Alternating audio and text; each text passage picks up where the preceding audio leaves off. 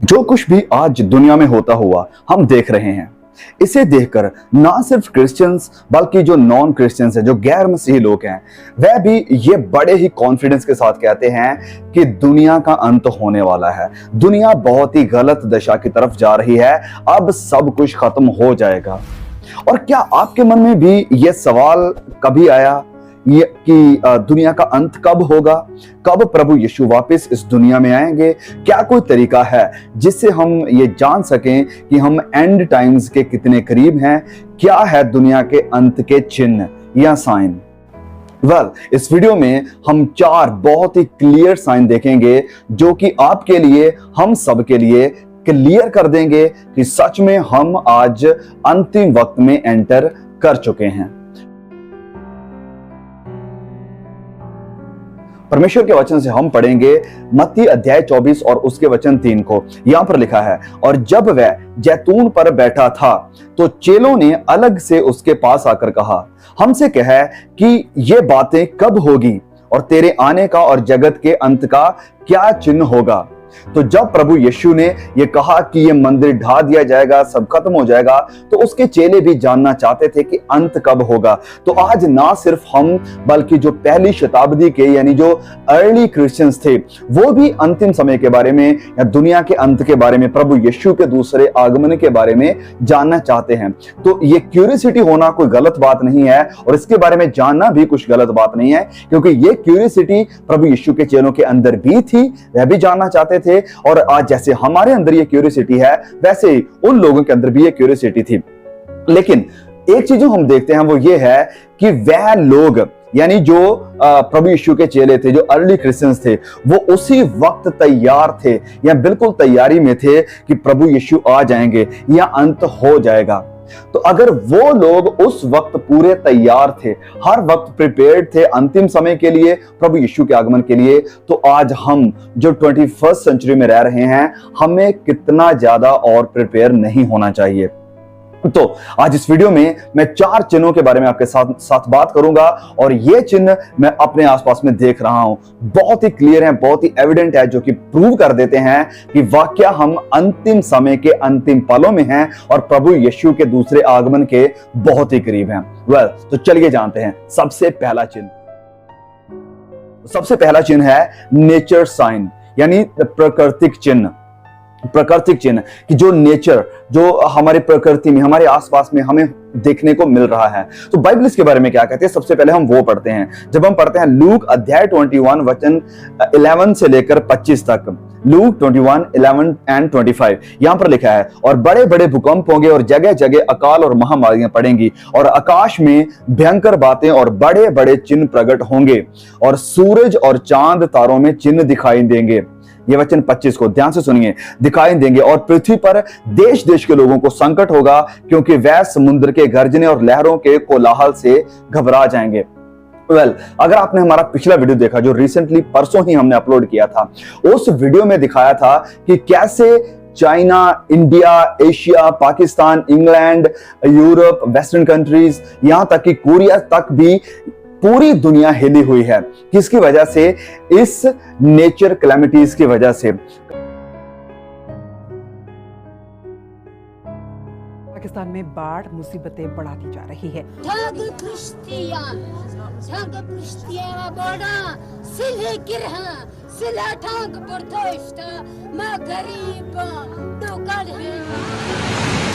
पाकिस्तान इस समय सबसे घातक बाढ़ का सामना कर रहा है। यहाँ पिछले 10 दिनों की बारिश ने 30 साल के सारे रिकॉर्ड तोड़ दिए। After India, Europe and America, China has become the latest region to come under the grips of a massive heat wave.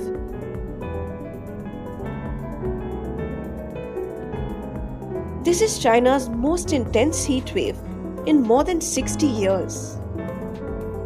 It has affected the country's agriculture, trade and economy. पिछले 50 सालों से अब तक चीन में ऐसा सूखा नहीं पड़ा था। नदियों में जल स्तर कम हो गया है, पूरी बिजली बन नहीं पा रही है, इसलिए बिजली बचाने के लिए दुकान से लेकर कारखाने तक बंद किए जा रहे हैं। सूखे से जिंदगी किस तरह प्रभावित हुई है, ये स्थानीय न्यूज रिपोर्ट्स में देखा जा सकता है, जहां फायर ट्रक सेंट्रल हेबुई प्रांत के ग्रामीण इलाकों में पानी पहुंचा रही हैं। यहाँ लोगों को पानी मिलने में मुश्किल हो रही है और फसलें भी खराब हो रही हैं।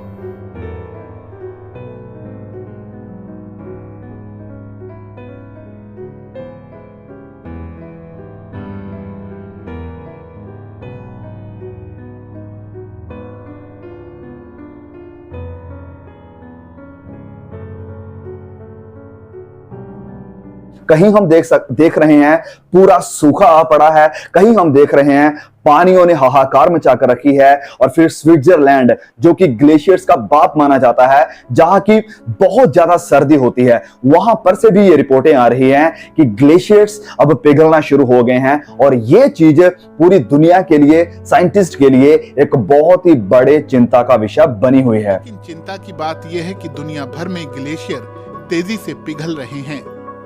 स्विट्जरलैंड के ग्लेशियर तो 1931 के बाद से अब तक सिर्फ आधे रह गए हैं। ग्लेशियर तेजी से पिघल रहे हैं और इसकी बड़ी वजह जलवायु परिवर्तन। ओके, तो जैसे कि आपने अभी इस रिपोर्ट में देखा DW की कि यस, स्विट्जरलैंड तक भी सेफ नहीं रहे हैं। मतलब क्या है कि नेचर साइन कि ये सब कुछ होना, जैसे वचन में लिखा है कि देश देश के लोगों को संकट होगा। तो जो लोग अब काफी सेफ महसूस कर रहे थे, जहां लगता है कि यहां पर कुछ भी होने वाला नहीं है, तो उन जगहों में भी नेचुरल कैलेमिटीज की वजह से बहुत कुछ देखने को मिल रहा है और लोग परेशान हैं। लोग इन सब चीजों को लेकर चिंता में हैं और इन सब चीजों की वजह से भूख का बढ़ना, अकाल का बढ़ना बहुत ही तेजी से हो रहा है। जैसे कि लास्ट वीडियो में हमने एक्सप्लेन किया था, इसलिए मैं इस नेचर साइन को ज्यादा डीपली एक्सप्लेन में नहीं लेकर जाऊंगा। अगर आप जानना चाहते हैं तो प्लीज उस वीडियो को देखिए। और उस वीडियो ने बहुत से लोगों की आंखों को खोल दिया है ताकि वह जान सके कि जैसे बाइबल ने लिखा था वैसा पूरा हो रहा है और अपने हमारे जो आसपास में चीजें घट रही हैं, ये कोई कोइंसिडेंस नहीं है, वरन ये पवित्र वचनों का, पवित्र बाइबल का पूरा होना है। ओके, तो ये है पहला साइन, नेचर साइन। दूसरा साइन हम देखते हैं। दूसरा साइन है मोरल साइन, यानी नैतिक साइन। अब नैतिकता को खत्म होते हुए हम अपनी आंखों से देख सकते हैं, कोई भी इंसान अगर वो दुनिया के टच में है, देख पा रहा है, सोशल मीडिया पर है, न्यूज पर है, बिल्कुल एक्टिव है हर एक खबर को लेकर, तो कोई भी इस चीज को डिनाई नहीं कर सकता है कि वाकई में ये जो नैतिकता है कितनी ज्यादा गिर चुकी है। लोग कितने अनैतिक हो चुके हैं, इमोरल हो चुके हैं। खुलेआम गंदगी का, नंगता का, इन सब चीजों का हमें प्रसार देखने को मिल रहा है। और क्या बाइबल ने कुछ ऐसा कहा था कि मोरालिटी बिल्कुल खत्म होती रहेगी या अनैतिकता बहुत ज्यादा बढ़ जाएगी? बाइबल ने ऐसा कहा था, बार बार इन चीजों की भविष्यवाणियां की थी। जब हम पढ़ते हैं, सबसे पहले प्रभु यीशु की भविष्यवाणी को देखते हैं। प्रभु यीशु ने भविष्यवाणी की है, संत पौलुस ने भी इस चीज को लेकर भविष्यवाणी की है।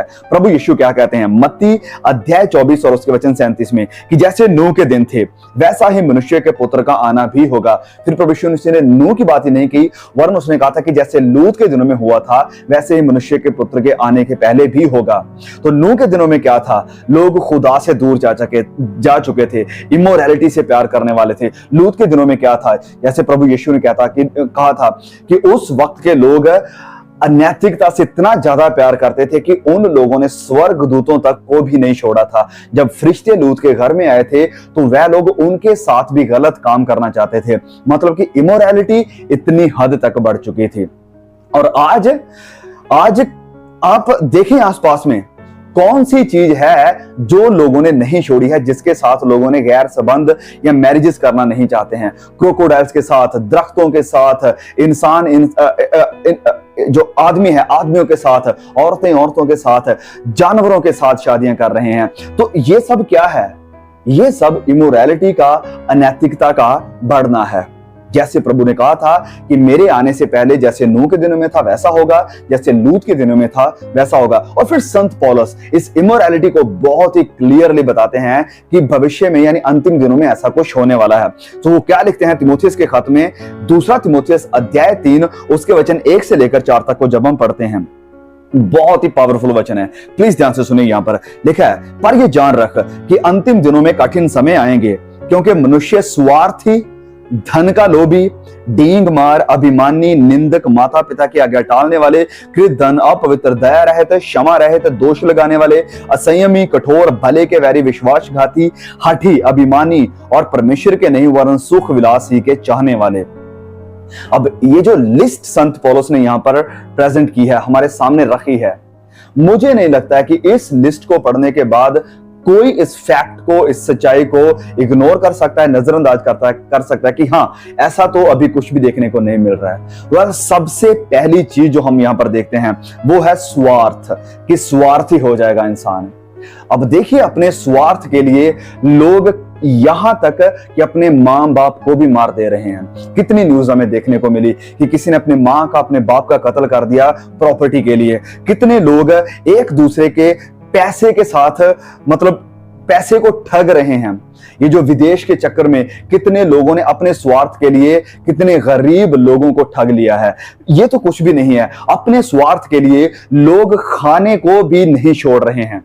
किसी की सेहत के साथ क्या होगा, इस खाने को खाने के बाद किसी की बॉडी के ऊपर, स्वास्थ्य के ऊपर क्या प्रभाव पड़ेगा, किसी को कोई परवाह नहीं है। दूध में भी इतना ज्यादा केमिकल मिक्सचर हो चुका है कि लोगों को यह परवाह नहीं है कि ये दूध बच्चे पिएंगे या कोई भी इंसान पिएगा तो इसका कितना नुकसान हो सकता है। तो ये सब हो क्यों रहा है? बस लोग अपना स्वार्थ चाहते हैं, अपने बिजनेस के लिए, अपने पैसे के लिए। किसी के साथ क्या हो रहा है, किसी को इसका नुकसान हो रहा है, फायदा हो रहा है, इससे किसी को भी कोई लेना देना नहीं है। तो स्वार्थ, ये भी इमोरैलिटी को, यानी अनैतिकता को दर्शाता है। तो ये दूसरा साइन है कि अनैतिकता बहुत ज्यादा बढ़ चुकी है, जैसे कि प्रभु यीशु ने, संत पौलुस ने, पवित्र बाइबल ने इस चीज के बारे में कहा था कि ऐसा होगा। फिर बाकी लिस्ट आप पढ़ सकते हैं। आई थिंक बहुत ही स्पष्ट है वचनों के द्वारा कि जो कुछ भी कहा गया है वो सब होते हुए हम देख पा रहे हैं। तो ये था दूसरा साइन, इमोरैलिटी का बढ़ना। तीसरा साइन, स्पिरिचुअल साइन। अब स्पिरिचुअल साइन में दो साइन हम देखेंगे, सबसे पहले नेगेटिव साइन और उसके बाद पॉजिटिव साइन। अब नेगेटिव साइन क्या है? नेगेटिव साइन हम देखते हैं, जैसे कि सबसे पहले वचन को हम पढ़ते हैं, मत्ती अध्याय 24 वचन 11 और वचन 24 को हम पढ़ेंगे। प्रभु यीशु यहां पर कहते हैं कि बहुत से झूठे भविष्यवक्ता उठ खड़े होंगे और बहुतों को बहकाएंगे। Negative sign. और उसके बाद वचन 24 में प्रभु यीशु कहते हैं, क्योंकि झूठे मसीह और झूठे भविष्यवक्ता उठ खड़े होंगे और बड़े चिन्ह और अद्भुत काम दिखाएंगे कि यदि हो सके तो चुने हुओं को भी बहका दें। तो यस, जैसे प्रभु यीशु ने कहा था, भविष्यवाणी करी थी कि अंतिम समयों में, अंतिम दिनों में ऐसा कुछ होगा कि झूठे नबी उठ खड़े होंगे। आज क्या कोई कह सकता है कि हमारे समाज में, हमारी पीढ़ी में झूठे नबियों की भरमार नहीं है? बिल्कुल, बहुत ज्यादा। मैं कह सकता हूं कि सैलाब आ चुका है। एक जो बाढ़ हमें पानियों की देखने को मिल रही है, वैसे ही झूठे नबियों की बाढ़ भी अब दुनिया में, पूरे संसार में आ चुकी है, जो कि विश्वासियों को, चर्चेस को डिस्ट्रॉय करने की, विश्वास से दूर लेकर जाने की, खुदावंद यीशु मसीह से दूर लेकर जाने की कोशिश कर रही है। कितने लोग हैं जिन्होंने खुद कह दिया कि हम यीशु मसीही हैं? कितने ऐसे लोग उठ खड़े हुए हैं? कितने ऐसे लोग हैं जो आते तो यीशु मसीह के नाम से हैं, लेकिन कितनी कितनी बहकाने वाली, कितनी कितनी डेंजरस शिक्षाएं, डॉक्ट्रिन्स लोगों के सामने लेकर आ रहे हैं, जिससे क्या हो रहा है कि लोग असल विश्वास से, लोग क्रूस के संदेश से, लोग प्रभु यीशु से, लोग बिब्लिकल डॉक्ट्रिन से दूर जा रहे हैं। तो ये होते हुए हम अपने आंखों के सामने देख पा रहे हैं कितने कितने डेंजरस कल्ट आ चुके हैं क्रिश्चियनिटी के अंदर। मैं बाहर की बात नहीं कर रहा हूं, क्रिश्चियनिटी के अंदर ही कितनी ज्यादा झूठी शिक्षाएं बढ़ चुकी है, कितने झूठे प्रॉफिट आ चुके हैं जो कि लोगों को सिर्फ आशीषों के पीछे, ब्लेसिंग्स के पीछे, हेल्थ वेल्थ के पीछे ही लगाना चाहते हैं, लेकिन जो क्रूस है प्रभु यीशु की, उसके साथ जोड़ना नहीं चाहते हैं। तो ये है दूसरा साइन। तीसरा साइन, जैसे कि हमने देखा स्पिरिचुअल साइन, और ये नेगेटिव साइन है। और हाँ, जैसे कि मैं कह रहा हूं कि सिर्फ प्रभु यीशु ने ही इन चीजों की भविष्यवाणी नहीं की, पौलुस ने भी करी थी। चलिए हम पहले वो देखते हैं नेगेटिव में ही। पहला तिमोथियस अध्याय 4 वचन 1 में संत पौलुस कहते हैं, परंतु आत्मा स्पष्टता से कहता है कि आने वाले समय में कितने लोग भरमाने वाली आत्माओं और दुष्ट आत्माओं की शिक्षाओं पर मन लगाकर विश्वास से बहक जाएंगे। तो जैसे मैंने कहा कि इतने झूठे नबी उठ खड़े हुए हैं जो कि सारे के सारे प्रभु यीशु की तरफ से नहीं है, परमेश्वर की तरफ से नहीं है, कुछ शैतान की तरफ से भी हैं। और मैं कहता हूं कि बहुत ज्यादा उनमें से शैतान की तरफ से हैं, क्योंकि शैतान का टारगेट चर्चेस है, शैतान का टारगेट प्रभु यीशु मसीह की कलीसिया है, और इसलिए वो उसे बिगाड़ना चाहता है। जैसे उसने सबसे पहले अदन की वाटिका में खुदा के मैसेज को बिगाड़ दिया था, वो आज भी परमेश्वर के इस मैसेज को बिगाड़ रहा है, चर्चेस के अंदर आकर अपने भेष को चेंज करके कलीसिया का ही रूप लेकर, परमेश्वर के दासों का ही रूप लेकर वो चर्चेस को डिस्ट्रॉय कर रहा है। और कितने लोग, जैसे वचन में संत पौलुस कहते हैं कि विश्वास से बहक जाएंगे, और लोग बहक चुके हैं, यहां तक कि जैसे प्रभु यीशु ने कहा कि चुने हुए भी गुमराह हो जाएंगे, और वैसा हो चुका है। लोग जो कि अपने आप को बाइबल बिलीवर मानते हैं, जो अपने को विश्वासी मानते हैं, बहुत लंबे समय से विश्वासी मानते हैं, वो भी उन झूठे नबियों के इस गुमराही में आ चुके हैं, विश्वास से पीछे जा चुके हैं। फिर ये थे नेगेटिव साइन स्पिरिचुअलिटी में, आत्मिकता में। पॉजिटिव साइन हम क्या देखते हैं? जैसे लिखा है दानियल अध्याय 12 उसके वचन 4 में, परमेश्वर कहते हैं, परंतु हे दानियल, तू इस पुस्तक पर मोहर करके इन वचनों को अंतिम समय तक के लिए बंद रख, और बहुत लोग पूछपाछ और ढूंढ डांड करेंगे, और इससे ज्ञान भी बढ़ जाएगा। तो अंतिम समय में ज्ञान बढ़ने की बात हुई है, तो यस, ज्ञान बहुत ज्यादा बढ़ चुका है। क्या मैं संसारिक ज्ञान की बात करूं तो यस, वो भी बहुत ज्यादा बढ़ चुका है। आपकी एक टिप के पीछे, मतलब आप एक फिंगर को छोड़ते हैं अपने फोन के ऊपर, तो उस साइड में बहुत ज्यादा ज्ञान भरा पड़ा है। आप क्या सीखना चाहते हैं? सब कुछ अवेलेबल है, बस आपके हाथ में है सब कुछ। जिस भी चीज को आप सीखना चाहते हैं, जिस भी चीज का ज्ञान आप लेना चाहते हैं, जिस भी इंसान के बारे में आप जानना चाहते हैं, बस आप उसे टाइप कीजिए गूगल के ऊपर, यूट्यूब के ऊपर, आपको सारी इंफॉर्मेशन मिल जाएगी, तो ज्ञान बढ़ जाएगा। यह संसारिक ज्ञान बढ़ चुका है, और इसके साथ ही साथ बाइबल का ज्ञान भी खुदा की दया से बहुत ज्यादा बढ़ चुका है। बहुत से डीप रेवलेशंस, बाइबल के गहरे भेद जो कि आज से कुछ साल पहले लोगों से छिपे हुए थे, जिनके बारे में कि लोग बस गैस ही कर रहे थे, लेकिन आज टेक्नोलॉजी के बढ़ने से जो कुछ भी हमारे साइंटिफिक प्रोग्रेशन को देख रहे हैं, उसे देखकर हम देख सकते हैं कि कितना ज्यादा बाइबल का ज्ञान भी बढ़ चुका है।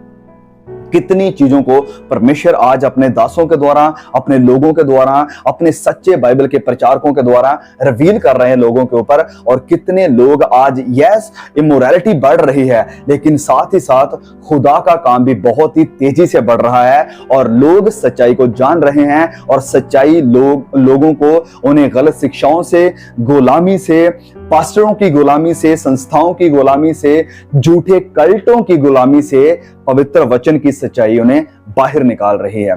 तो हाँ, पॉजिटिव साइन। फिर वचन जब हम पढ़ते हैं मत्ती अध्याय 24 और उसके वचन 14 में, यहां पर प्रभु यीशु ने एक फाइनल साइन दिया था उसके आने से पहले। तो प्रभु यीशु ने क्या कहा था? मत्ती अध्याय 24 वचन 14 में, और राज्य का यह सुसमाचार जगत में प्रचार किया जाएगा कि सब जातियों पर गवाही हो, तब अंत आ जाएगा। तो देखा आपने, स्पिरिचुअल साइन में नेगेटिव साइन हम देखे कि झूठे नबियों का बढ़ना, झूठी शिक्षाओं का बढ़ना तो होगा, साथ ही साथ हम देख सकते हैं कुछ पॉजिटिव साइंस, जैसे कि ज्ञान का बढ़ना, परमेश्वर के वचनों का ज्ञान का बढ़ना। फिर प्रभु यीशु ने जैसे कहा था कि राज्य का यह सुसमाचार पूरी दुनिया में प्रचार किया जाएगा कि जातियों पर गवाही हो, तब अंत आ जाएगा।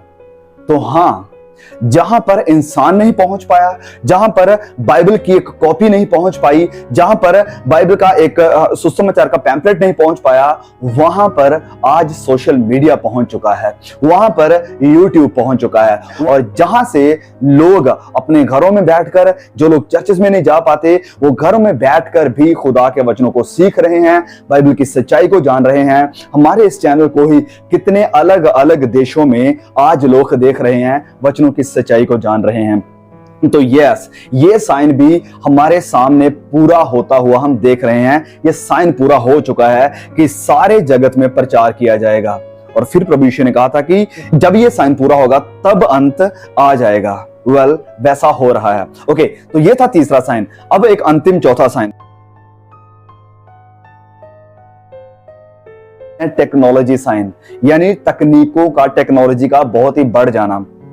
अब मैं एक वचन पढ़ूंगा, रेवलेशन चैप्टर 13 वर्स 16 एंड 17, प्रकाशित वाक्य अध्याय 13 वचन 16 से लेकर 17 तक में।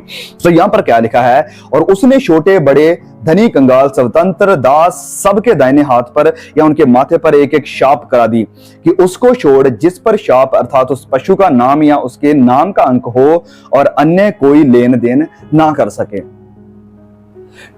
आज जिस वक्त में हम हैं, यानी साल 2022 में, 2022 में, इससे पहले, आज से 5 साल पहले, 10 साल पहले या 20 साल पहले, और बाकी समय की तो हम बात ही नहीं करते हैं, जब 5-10 साल पहले इस वचन को पढ़ा जाता था और इसे एक्सप्लेन करने की, इंटरप्रेट करने की, इसका अनुवाद करने की कोशिश की जाती थी, तो बहुत ही अलग अलग तरीकों के द्वारा की जाती थी कि कैसे ये सब मुमकिन होगा कि जब ये एंटी क्राइस्ट आए तो वो सारे लेन देन को कंट्रोल करेगा, वो सब कैसे होगा। बड़े ही अलग अलग तरह के गैसेस लगाए जाते थे।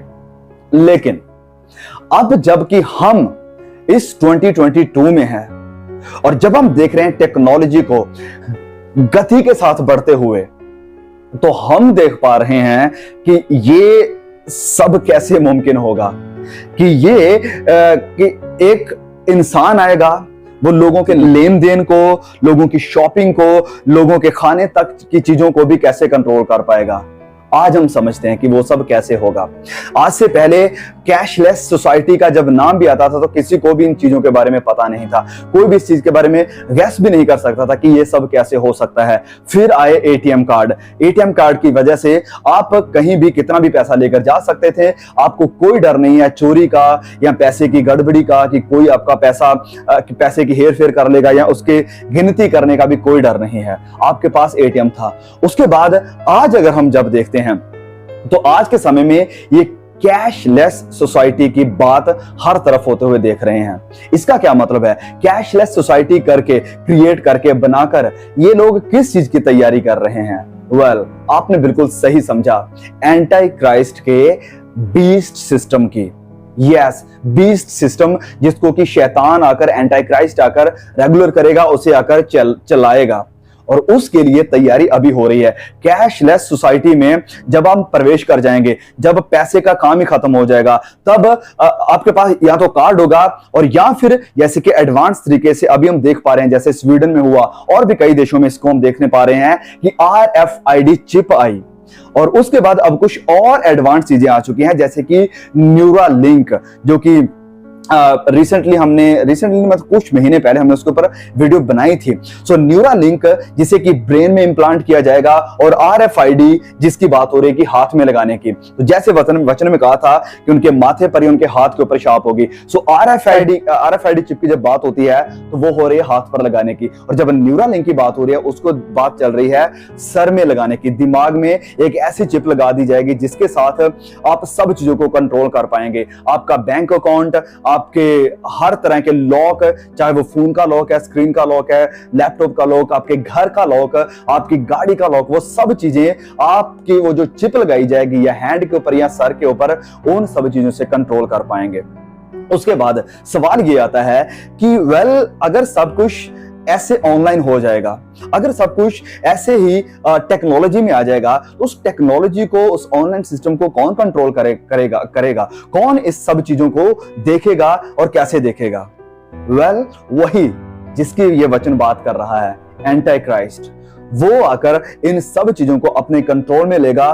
वो देख पाएगा कि कौन कहां लेन देन कर रहा है, कौन नहीं कर पा रहा है, और जो भी इनकार करेगा उसके शाप को लेने से, उसकी वर्शिप करने से, उसके सामने उसकी सजदा करने से, उसकी पूजा करने से, तो उसका लेन देन, उसकी वो ट्रांजैक्शंस बिल्कुल कट कर दी जाएगी। उसकी वो जो पेमेंट मेथड है उनको बंद कर दिया जाएगा। और एक और चीज बता दूं, जैसे कि सीसीटीवी कैमरास को हम हर तरफ इंप्लांट होते हुए देख रहे हैं। हम देख रहे हैं कि कैसे फेस रिकॉग्निशन सिस्टम को भी अप्लाई किया जा रहा है। आपने न्यूज को देखी होगी, इसलिए मैं ज्यादा डिटेल में नहीं जाऊंगा।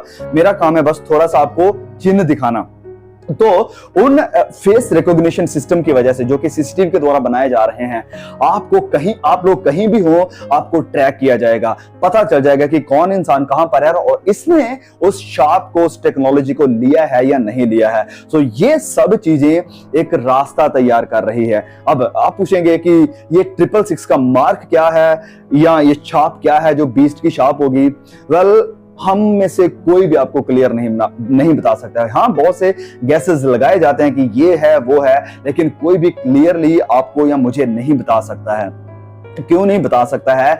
कुछ लोग कहते हैं कि ये RFID चिप्स 666 है, कुछ लोग कहते हैं ये न्यूरालिंक 666 है। सो ऐसे बहुत सी चीजें बताई जाती हैं, लेकिन मैं कहता हूं कि ये सब 666 का मार्क नहीं है।